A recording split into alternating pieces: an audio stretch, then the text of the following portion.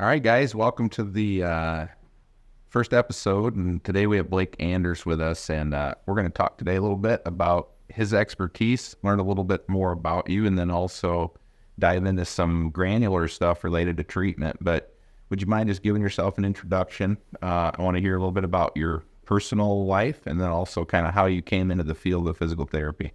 Yeah, so my name is Blake Anders. I'm a doctor of physical therapy, and I work for PhysioPoint in the Cedar Lake location. My background is I graduated from Ball State University in Muncie, Indiana, and then from there I went to Briar Cliff University, right on the border of Iowa and Nebraska for physical therapy school. And most of my background is from sports performance. I played football through college, and that's what kind of led me to the field of physical therapy, on top of maybe some moral obligation from my family.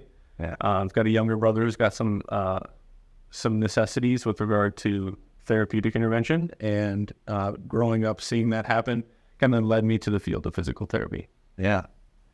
So Blake is a really you can hear in his voice that he's a loyal sibling, and for our organization he's been a huge blessing. I'm just going to read one of the reviews. You can go online and look at Blake's reviews, but this one touches me, and it didn't happen. We get them all the time, so you never want to be complacent, but this is not going to be a surprise to Blake when he hears these kind words. But PhysioPoint exceeds my expectations. The Cedar Lake team is great to work with.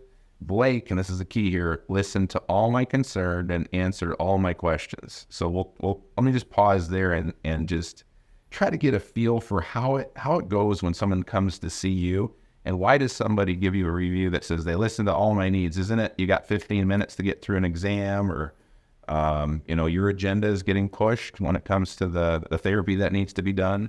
Yeah, I think that response resonates with me, because what I like to do with people is listen.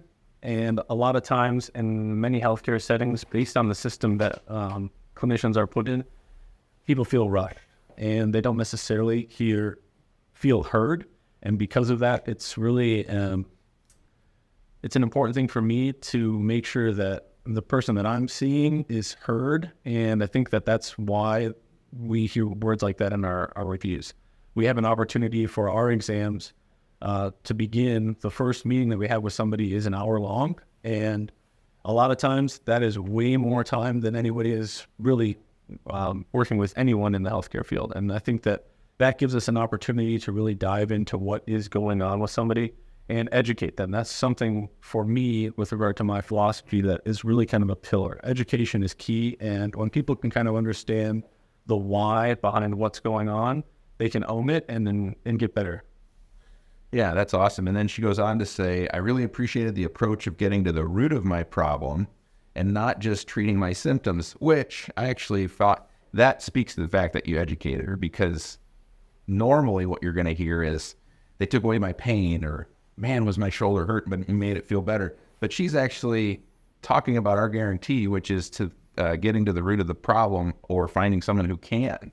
But you've got your clients giving you reviews, clearly demonstrating to me that they get it. Yeah. And it's amazing to me that a client gets it. I don't want to speak ill of any other way of doing things. I actually want to focus on the good of getting to the root of the problem. But can we dive in maybe a little deeper on a granular level, just to see how in the world do you go about getting to the root of someone's problem? Yeah, so getting a really good history is important. So understanding who that person is, where their background is, where they're coming from. There's a lot more at play rather than just an orthopedic issue, if that's the case. A lot of times there's family life, there's stress at home. There's other things going on with regard to systems that we need to make sure that we uncover so that we can understand contributing factors to specific impairments. So what we're doing at PhysioPoint is really trying to identify impairments that we can treat. So the way I look at it is there may be a diagnosis code on somebody's script, but that doesn't necessarily define, John versus Jane. They can both have the same diagnosis, but they can be presenting in multiple different ways. And a lot of times the impairments are what help us get to the actual root of the issue. Mm-hmm. Yeah, that's great. She goes on to say, I would recommend Blake to anybody, family or friends. And that's just been the recurring theme. Now, we're recording this just a day, hours after the Super Bowl. And we both were just talking about how much we enjoyed the Super Bowl. And there's something really fun about working with high level athletes. And Blake, for many of us who didn't know this, are not surprised, I suppose, by the fact that he was a high level college football player. And so you kind of know that world, and you know the way they think. And I know you enjoy working with athletes, and you've made a huge difference to the local ones in Cedar Lake and even beyond. Tell us a little bit about what drives you. Maybe this is more on the hard skills side, about how you go in and make somebody a better athlete after their injury, or maybe even the soft skills about talking to them about mindset, or how do you get in their head about helping them see what their bodies can physically do to improve and to maybe even have better performance. Yeah, so for me, I kind of did some reflecting before this podcast, and I came back to when I was in physical therapy school. I do a lot of like deep thinking when I'm by myself, and I come up with a lot of interesting ideas. And when I was in physical therapy school, I came up with 3 E's, and we talked about this actually in my interview when I worked with you. And the 3 E's for me are explore, educate, and empower. So when I'm working with someone, I'm first like to explore any problems or issues that are going on, right? So I'm getting a history.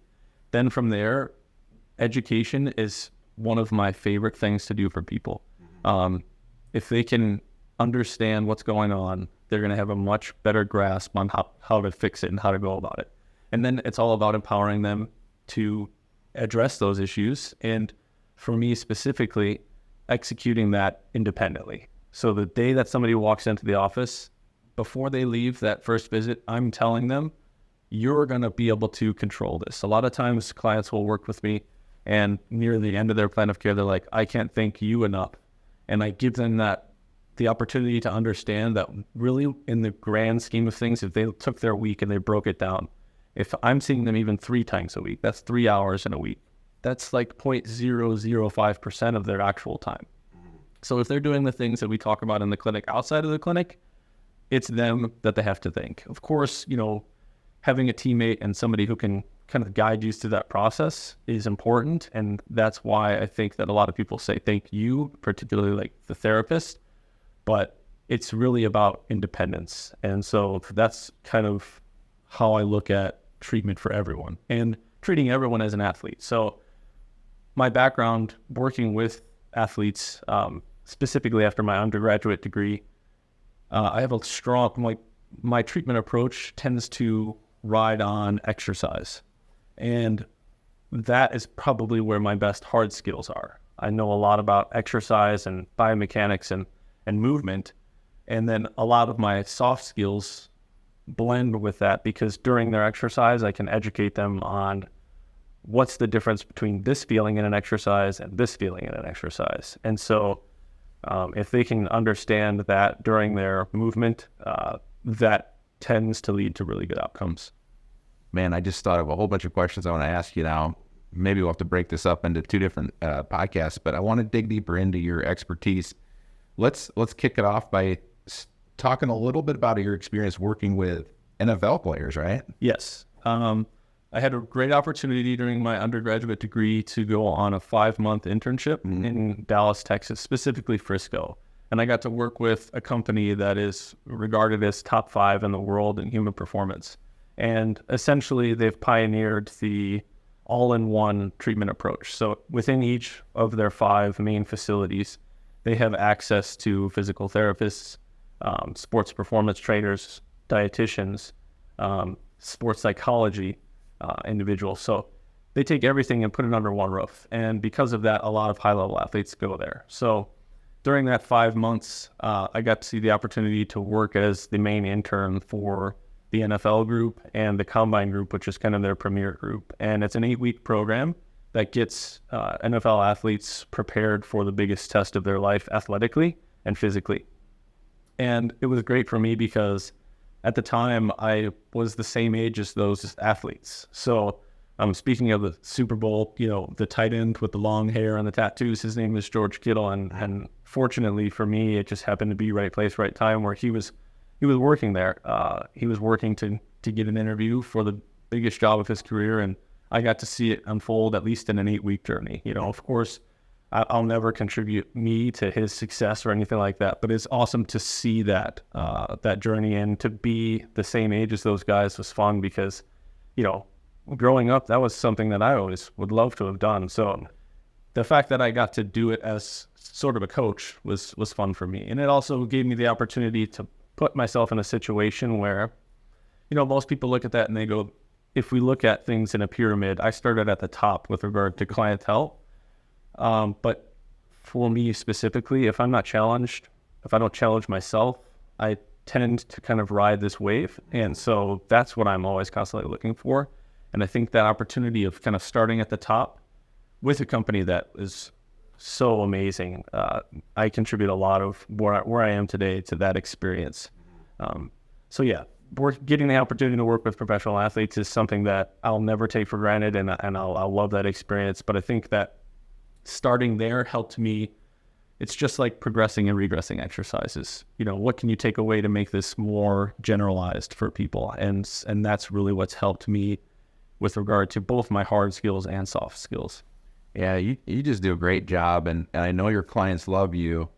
And our next step in working with you is just seeing how you can rub off on other people, and it's already happening kind of organically, but we really feel that the way that your mind works it's really helpful because I don't want to be too critical, but a lot of times we get lazy and we'll say, well, what's that person doing? And we'll just do that. Or what's that person doing? And we can harvest lots of information from experts, but you have creative thought, you have innovation, and that's what I think makes you successful. And so one of the things that happens in the exam is there's certain amount of, we'll call them structured exams, where we have to say, okay, let's test the range of motion, the strength, and all of those things that probably most therapists do, but that doesn't always solve it. And one of the things that I've seen you do is say, well, let me think outside of the box. And that then involves both the science side and then the art side. Would you consider yourself a scientist or an artist?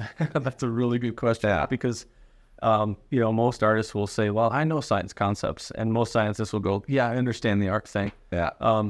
I would say that I probably lean more towards the artist. Okay.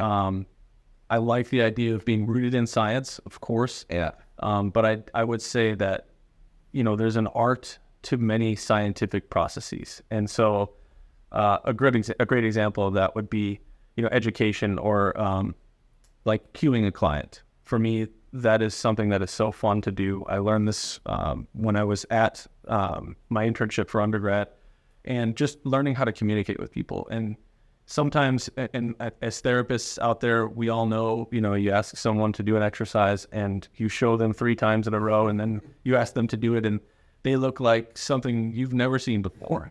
And you can do one thing, which is just let them do it and try and figure it out themselves, or you can try and gently guide them with your words. And that's the fun piece for me. So that makes me lead more towards I'm an artist. And I'm okay with that. I'm comfortable with that. Yeah. Well, what's interesting to me is some people's definition of a doctor is someone who's learned. So you kind of got to know your stuff before you can teach it. But it's also to be a teacher. So a doctor is learned and they're a teacher. And that model fits. I mean, that fits hand in glove with how you handle things. You have a wealth of knowledge of it. Early on in your career, you have a ton of experience, but you also are good at teaching, right? And so you're fulfilling that role hand in glove. However, it goes beyond the walls of your clinic. You have ability, even like what you're doing right now, is sharing to our audience what your gifts are outside of that. Do you see yourself in a role being able to bring up therapists? And if so, how do you see that working? Yeah, this is something that, again, like I've spoke to before, I'm really good at generating ideas. Yeah. However, getting to that execution piece tends to be where I need growth. Yeah. And so we've identified that, and we're working on things kind of behind the scenes to execute those things. But specifically for me, teaching others and making others understand their potential is really something that I'm interested in. So practically speaking, I've practiced for over a year now, so it means that I'm eligible for a student, and I really am looking forward to that opportunity to kind of build a curriculum. I've been through that process relatively recently, so to understand like what was I looking for when I was a student, and trying to build a little bit of a backbone for them when they come into the doors, so that, you know, a lot of times when we go through school, we're understanding how to be safe. However, we cannot be biased by specific methodologies. So for me, it's just trying to create a foundational background for a lot of students coming out of school so that they can feel comfortable on day one and not just try and fit into a system because they're really good at fitting into systems, which is something that I was good at, like you mentioned. Well, they do that pretty successfully. I could also do that, and it works out pretty good. The problem with that I see is when you get into the workforce, that starts to become day on day on day. They stack up and roll. And before you know it, it's 5 years later and you're like, have I grown? So Yeah. that's really my initial thought with regard to teaching others. And then, of course, anyone within our company, we have a really nice structure where after I've worked hands-on with somebody, I can pass them off to one of our clinical assistants who are experts in our movement and exercises. And for me, I can keep an eye on that and help them understand the whys behind the whats, because a lot of our clinical assistants are going into the field anyway. So if they can get ahead of the game and understand some of the small things, it really helps them when they get into school. Cool. Yeah, I'd add to that time.